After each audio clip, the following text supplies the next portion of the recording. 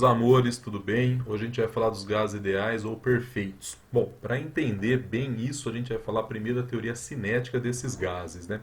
Primeira coisa que a teoria cinética dos gases ideais fala é o seguinte: o volume próprio dessas moléculas é desprezível, né, em relação ao volume que esse gás ocupa. Então é assim, ó.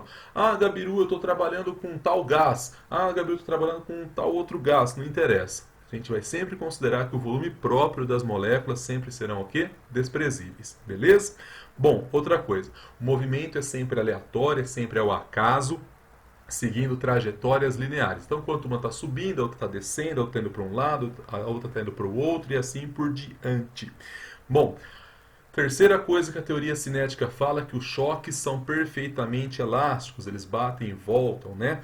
Então isso também é muito importante. E por fim, não mais importante, você tem que lembrar que a energia cinética média dessas moléculas é diretamente proporcional à temperatura. O que o Gabi quer dizer com isso? É o seguinte: quanto mais quente, maior será a energia cinética dessas partículas, dessas moléculas, né? Então os gases, eles vão ter o quê? Quanto mais quente, mais rápida está o grau de agitação das moléculas, beleza?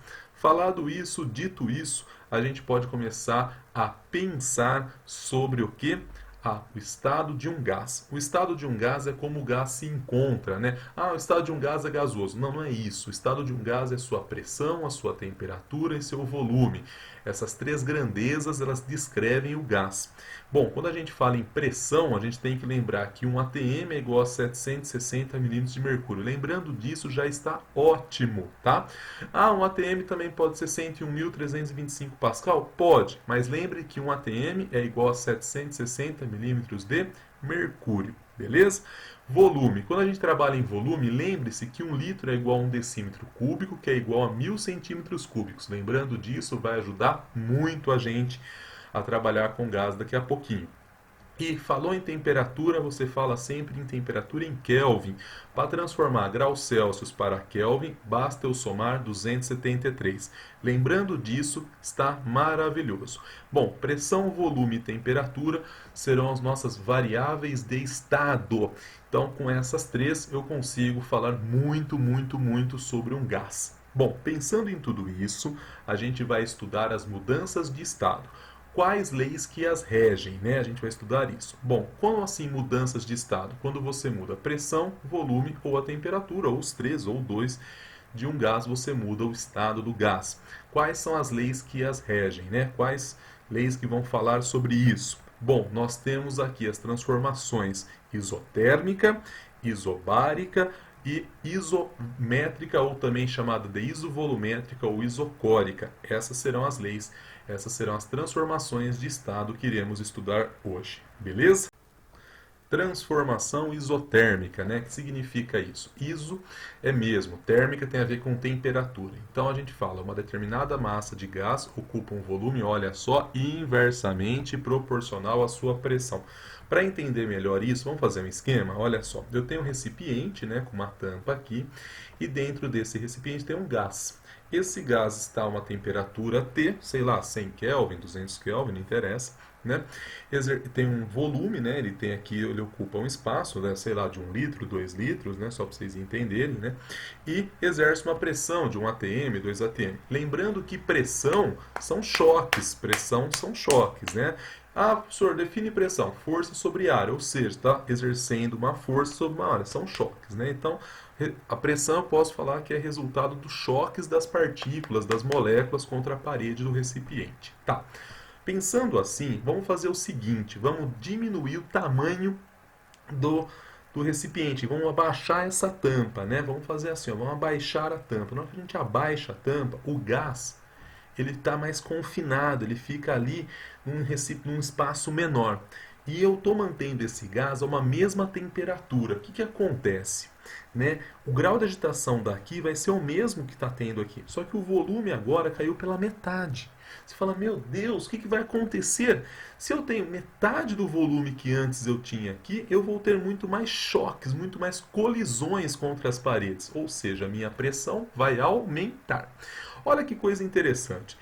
Bom, se você pegar a pressão, fazer vezes o volume aqui que você tem, a pressão que esse gás exerce, vezes o volume que esse gás tem aqui, vai dar um valor que eu chamei de K. Se você pegar aqui a pressão nova que você tem, o dobro da pressão, por que o dobro, né? Porque você tem um espaço que é metade, né? E multiplicar pelo volume sobre 2, porque o volume caiu pela metade, eu tenho o mesmo valor K que eu tinha antes. O que eu quero mostrar com isso é que se eu faço pressão vezes volume, eu tenho sempre uma constante. Assim, a gente chega na famosa fórmula, aonde P1 vezes V1, ou seja, pressão inicial vezes volume inicial, vai ser igual a pressão final vezes o volume final, que é P2V2. E se você pegar tudo isso que o Gabi está falando, colocar num gráfico, você vai ter aqui uma hipérbole equilátera, né? Aonde mostra certinho que se o volume é pequeno, olha só, eu tenho uma pressão alta, uma pressão grande, volume pequeno, pressão alta. Aonde eu tenho volume muito grande, a pressão é baixa. Eu vejo que volume e pressão são grandezas, ok? Então, inversamente proporcionais. Beleza? Bom, agora a gente vai falar da transformação isobárica, né? O que é a transformação isobárica, né?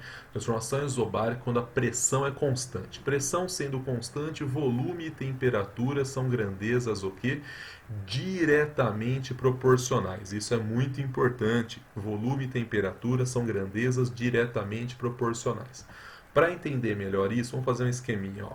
Eu tenho aqui um recipiente, um gás X aqui, um gás qualquer, tá? Ele exerce uma pressão, pressão é resultado de choques, né? De colisões das moléculas contra as paredes do recipiente. Esse gás ocupa um volume e tem uma temperatura T aí, beleza? Você fala, beleza, até aí tranquilo. Vamos fazer o seguinte, vamos diminuir o volume que esse gás ocupa, né? Vamos abaixar aí, vamos aqui, ó, tampa aqui abaixou. Então, a gente abaixa a tampa, o que acontece, né? O gás está confinado agora num espaço menor. Só que eu quero que a pressão seja a mesma que eu tinha no começo. Bom, só que o volume que esse gás ocupa, ele é a metade do que eu tinha no começo. O que vai acontecer?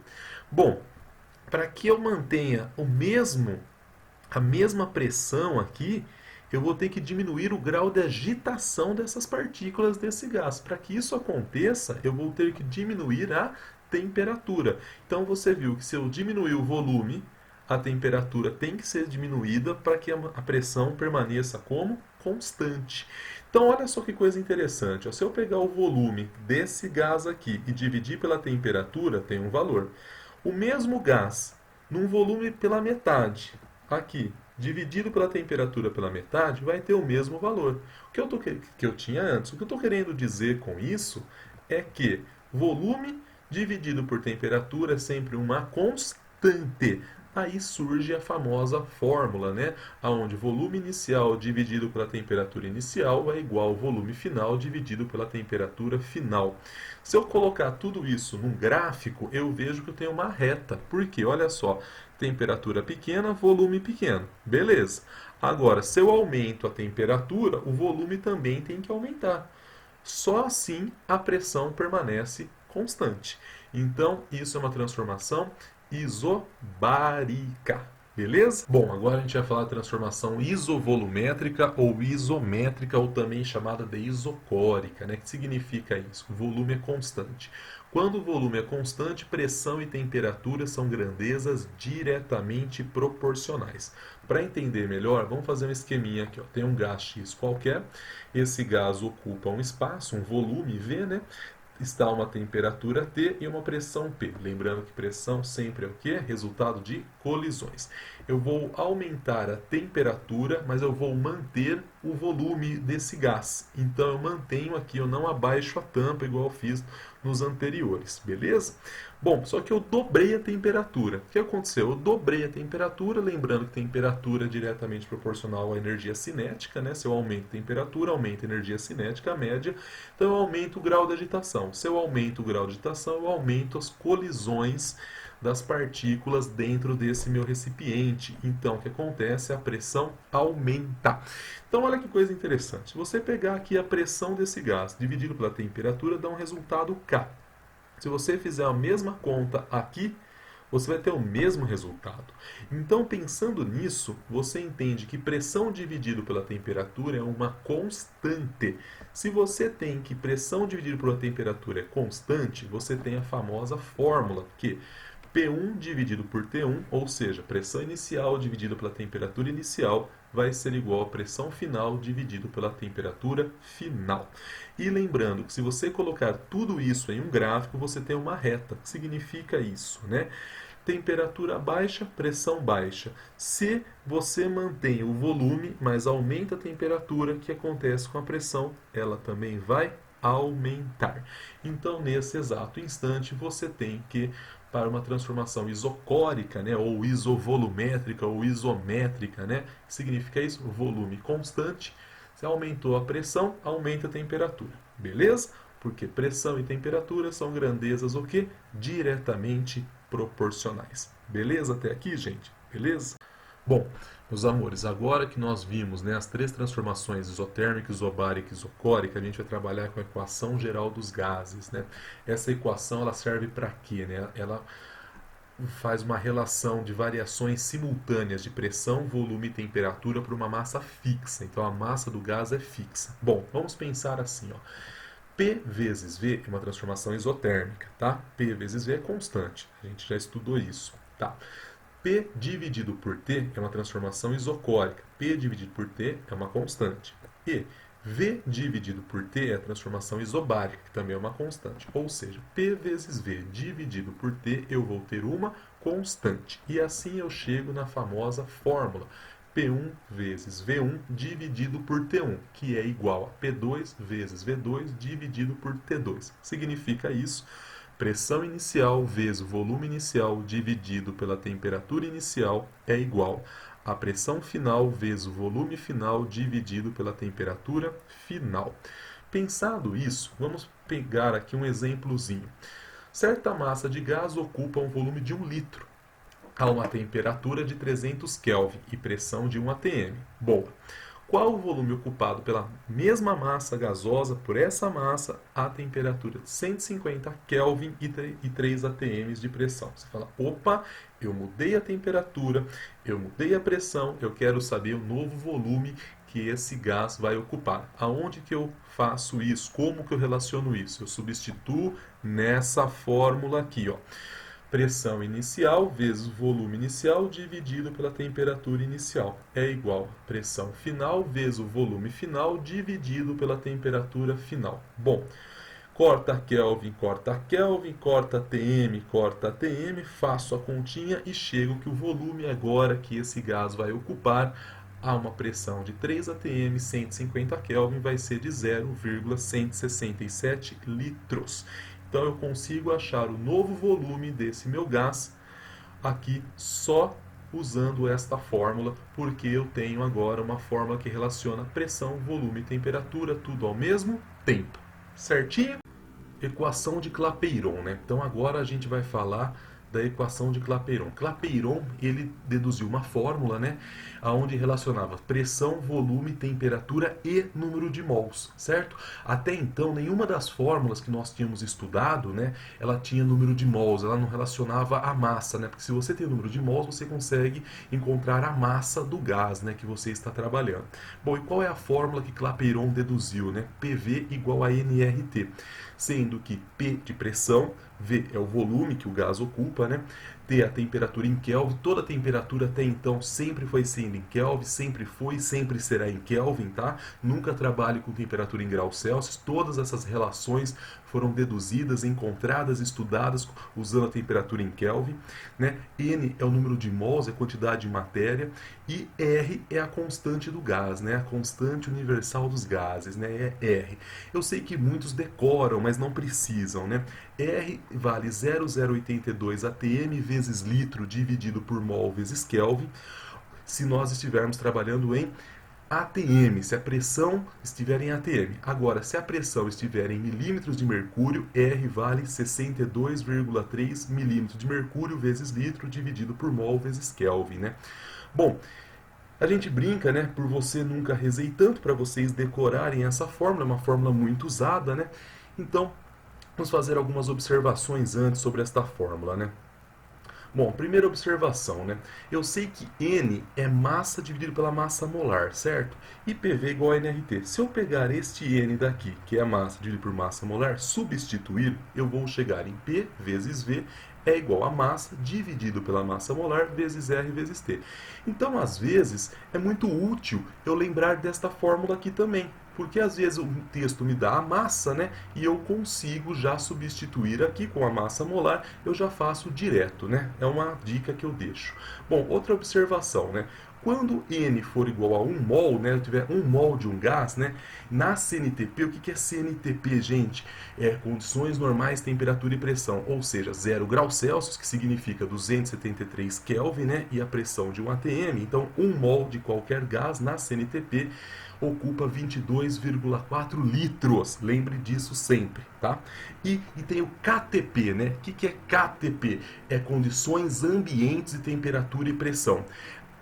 Condições ambientes, temperatura e pressão é 25 graus Celsius, ou seja, 298 Kelvin. Então, a 298 Kelvin, que é a mesma coisa que 25 graus Celsius, e um atm, 1 mol de qualquer gás irá ocupar um volume de 24,4 litros. Tá combinado, gente? Beleza até aqui? Bom, então agora vamos fazer o seguinte.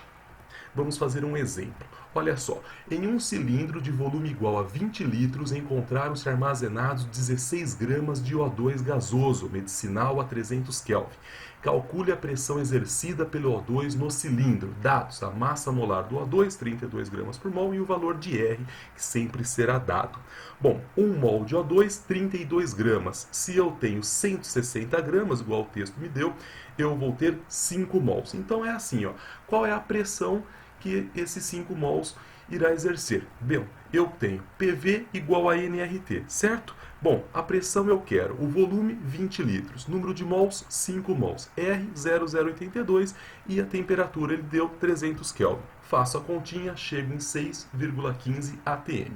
Gabi, eu poderia fazer de uma forma mais direta? Poderia. Poderia usar aquela fórmula que eu disse que ajuda muito. P vezes V é igual a massa dividido pela massa molar vezes R vezes T. Olha só, P eu quero descobrir, o volume 20 litros, a massa 160 gramas que o texto nos deu, massa molar 32 gramas vezes R vezes 300, né? R 0,082. Faço essa conta, me deu quanto? 6,15 atms. Cheguei no mesmo valor, beleza? Então, lembre-se, esta fórmula às vezes é muito útil. Até aqui, tranquilo, meus amores?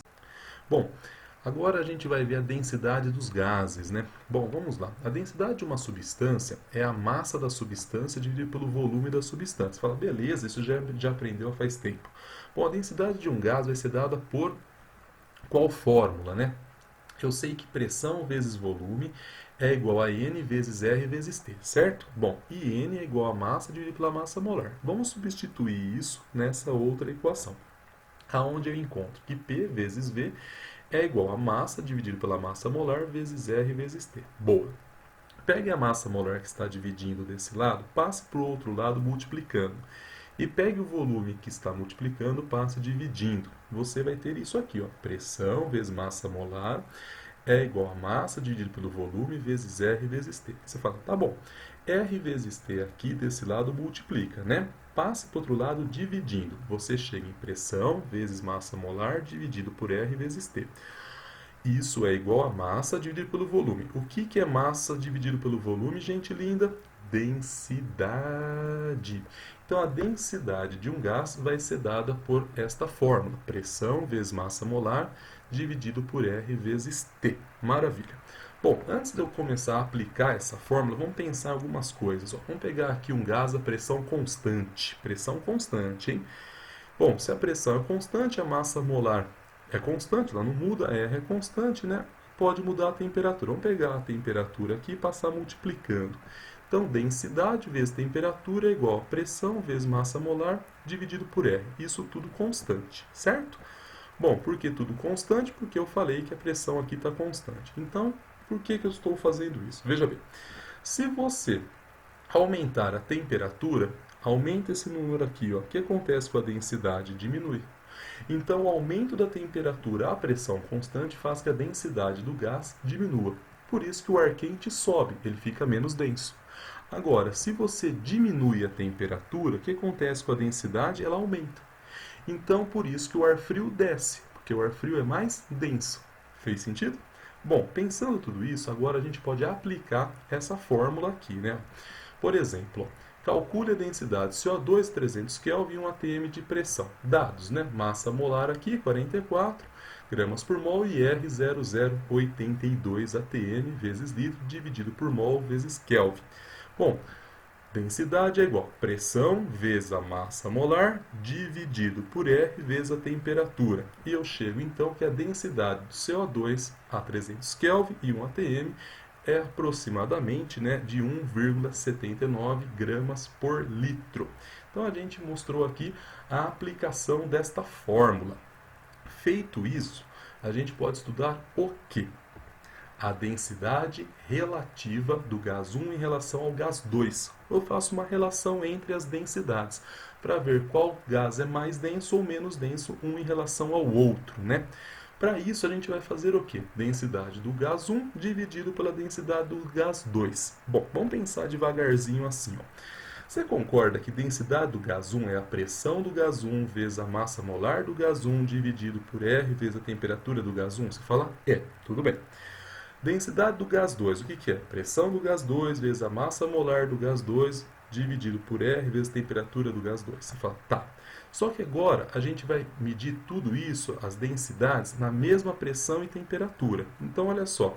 Pressão corta com pressão, R corta com R, temperatura corta com temperatura. Ou seja, se eu quero saber qual gás é mais ou menos denso um em relação ao outro, na mesma pressão e temperatura, basta eu dividir a massa molar de um gás pela massa molar do outro gás.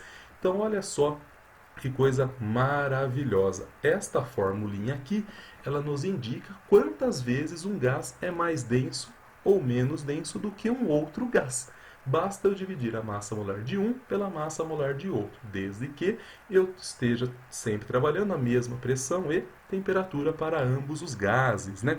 Então vamos fazer aqui um exemplo. Calcule a densidade relativa entre o CO2 e o H2, respectivamente, nas condições de temperatura e pressão, né, nas mesmas condições. O que basta eu fazer? Basta eu pegar a massa molar do CO2 e dividir pela massa molar do H2, onde eu tenho 44 dividido por 2, né, são as massas molares dadas, eu vejo então que a densidade do CO2 é 22 vezes maior que a densidade do H2. Certinho? Bom, agora a gente vai estudar difusão e efusão, né? O que é difusão, né? Difusão é um movimento espontâneo, né, de dispersão das partículas, das moléculas de um gás, né? Quando você sente o cheiro, né, de alguma coisa, devido a essa dispersão, né? Você sente o cheiro de uma essência, de um perfume, né? Ou você vai no posto de gasolina, você sente o cheiro da gasolina, né? É devido a essa dispersão, né? Bom, dispersão, ou seja, essa difusão. Bom, e o que é efusão? Efusão é esse escape, né? Quando o gás escapa de algum lugar. Você tem uma bexiga, né? E aí o que acontece? Faz um pequeno furo e esse gás escapa da bexiga. Ou do dia seguinte a bexiga está mais murcha, né? Por que a bexiga murchou? Devido a esse escape, a essa efusão. Bom, pensando tudo isso, a gente vai começar a estudar um negócio chamado Lei de Graham. Para entender a Lei de Graham, a gente tem que entender o seguinte, que a velocidade de efusão de escape ela é inversamente proporcional à raiz quadrada da densidade do gás. Sabendo que densidade de um gás é pressão vezes massa molar dividido por R vezes T, a gente consegue, a partir dessa fórmula gigante aqui, ó, fazer algumas coisinhas, algumas comparações bem interessantes. Fiquem olhando. Ó. Imagine dois gases nas mesmas condições de temperatura e pressão. Então a pressão daqui é a mesma daqui, a temperatura do H2 é a mesma temperatura de N2.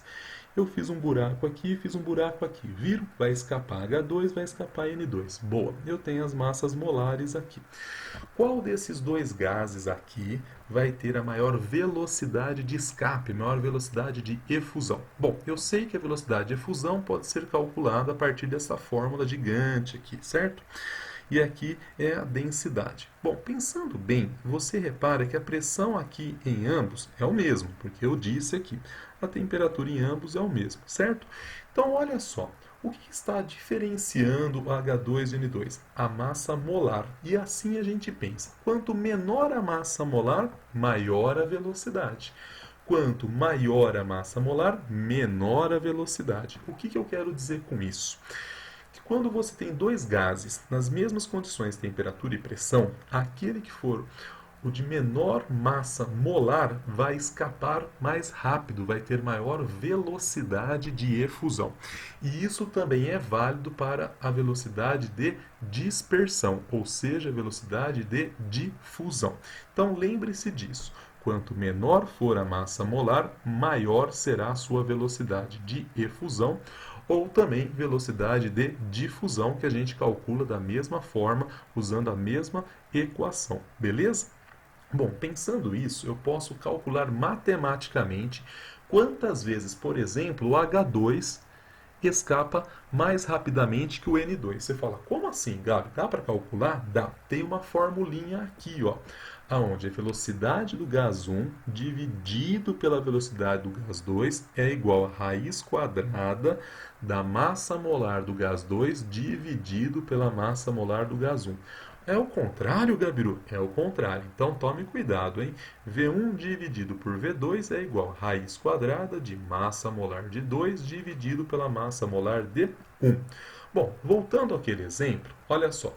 Quantas vezes o H2 escapa mais rapidamente que o N2? Entenderam a pergunta? Bom, então eu aplico na minha fórmula. Velocidade de H2 dividido pela velocidade de N2 é igual a raiz quadrada da massa molar de N2 dividido pela massa molar de H2. Substituindo os valores, eu chego em 3,7. O que significa isso? Significa que o H2 escapa 3,7 vezes mais rápido que o N2. Então, quando você quer comparar a velocidade de efusão ou de difusão de dois gases nas mesmas condições de temperatura e pressão, basta você lembrar desta formulinha aqui, que V1 dividido por V2 é igual a massa molar do gás 2 dividido pela massa molar do gás 1. Certinho, meus amores? Muito obrigado. Tchau, tchau.